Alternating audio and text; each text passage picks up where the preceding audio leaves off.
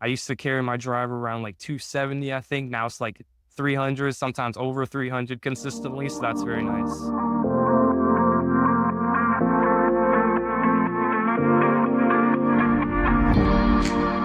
My name is Darien McFayden, and I'm an aspiring golf professional. I started when I was 10 and a half. I went out into the backyard of our house and I saw my dad and my grandfather. They were practicing golf. They were hitting golf balls onto the roof of the house, actually, little plastic golf balls. And I thought it was cool, so I wanted to try it, and I did. Ever since then, I've just been obsessed with golf. So I'm currently CJGA #1 on the order of merit for the amateur division, and I play on the GTA Amateur Tour. I don't know what my proudest moment is, but I always remember winning my first event at a Cardinal golf course. I remember going there and not knowing really how I would do, but then I ended up winning, and that was a great feeling. I'll always remember that. I remember just this year playing on the CJGA Tour and winning, I think it was at Silver Lakes. I remember Silver Lakes because I was nervous the whole time and I was trying not to mess up, but I just kept getting birdies and shot 69 and then ended up winning. I remember the toughest moment on the golf course I've ever had was I was in a tournament. It was far away from home. And I remember just the first hole, drove it right down the fairway. And then second shot, I hooked it out of bounds. And just from there, the whole round, I was just angry. I was just super angry the whole round. Every shot, I was just trying to kill the ball. And I shot a terrible score that day. And I went home and I knew that I needed to not do that ever again. And so I guess the mental state that I needed to be on the golf course was the toughest thing to like acquire. Learning to get over a shot and, not be in my feelings all the time. Bad shot, forget it. Next shot's probably going to be better. Try to recover from situations.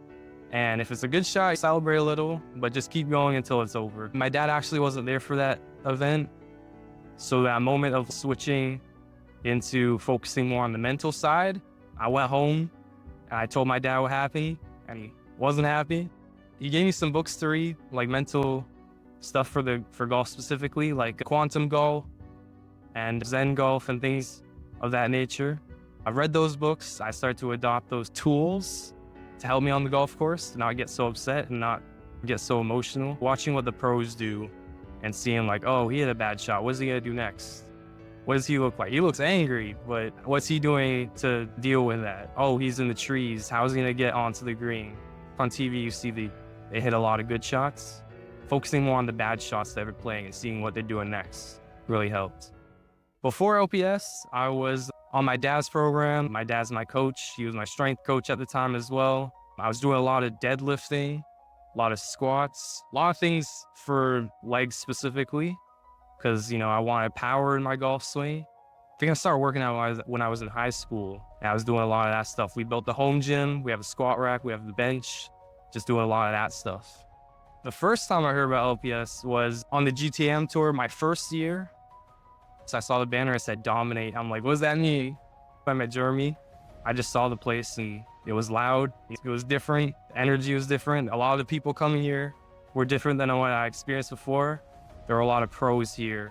Everyone here was super helpful, super nice. A lot of people trying to get better and stronger. A lot of people who had their programs specifically for them and they were just going through it. They kept their head down. They're here to work. They're not here to mess around. And I like that a lot. I think the biggest thing that I might have been a little skeptical about was the full range of motion. When I was doing squatting, I wasn't going all the way down. So that was like the main thing. I didn't know how that would help me going all the way down, all the way up and, doing the full range of motion thing.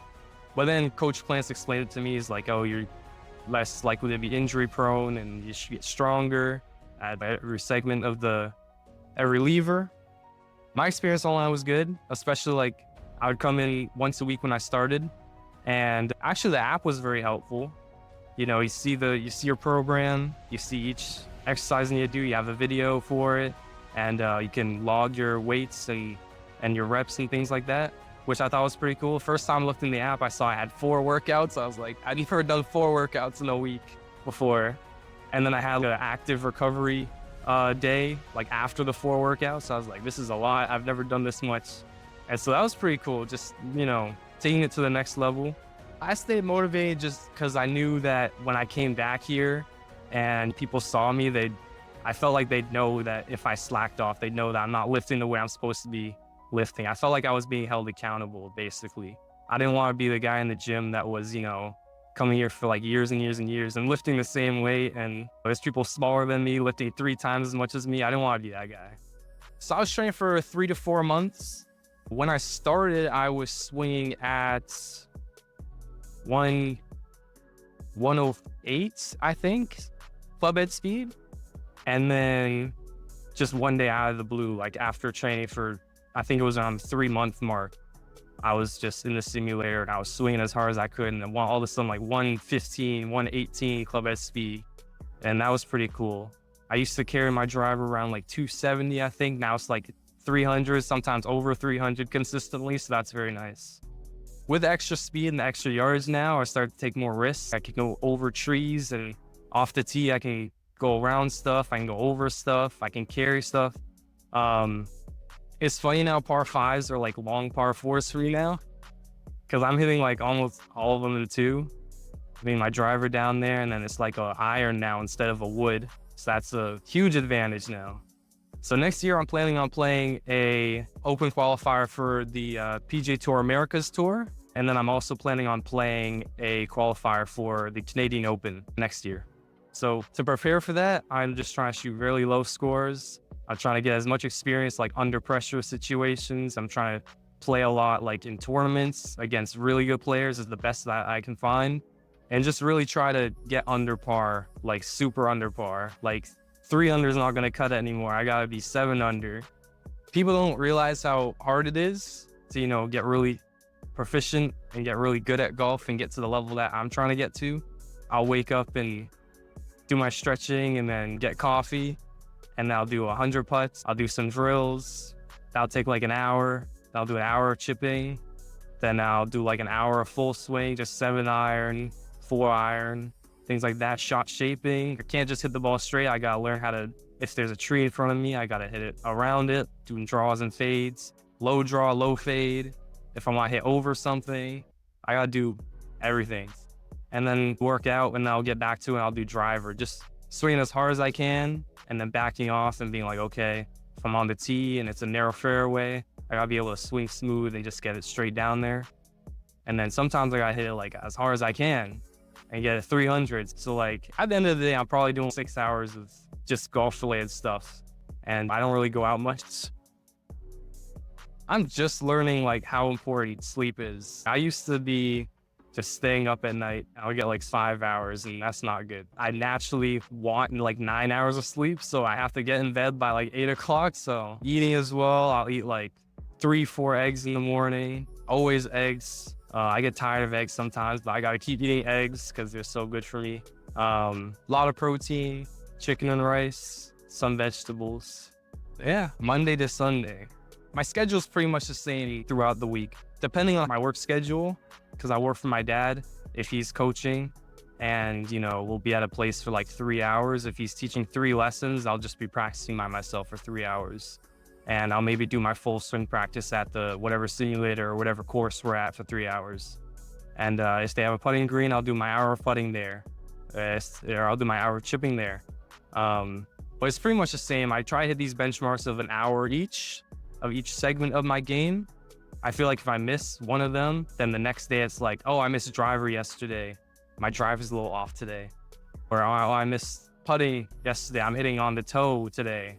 I'm not hitting out of the center. I'm just realizing this now. When I'm out, I'm just thinking about golf. Like when I'm out with my friends, it's like 10 o'clock. I'm like, I should probably be in bed right now. I gotta get up early tomorrow and get back to golf. If I could go back in time, I'd probably tell myself just work harder. Just to keep it simple, just work harder.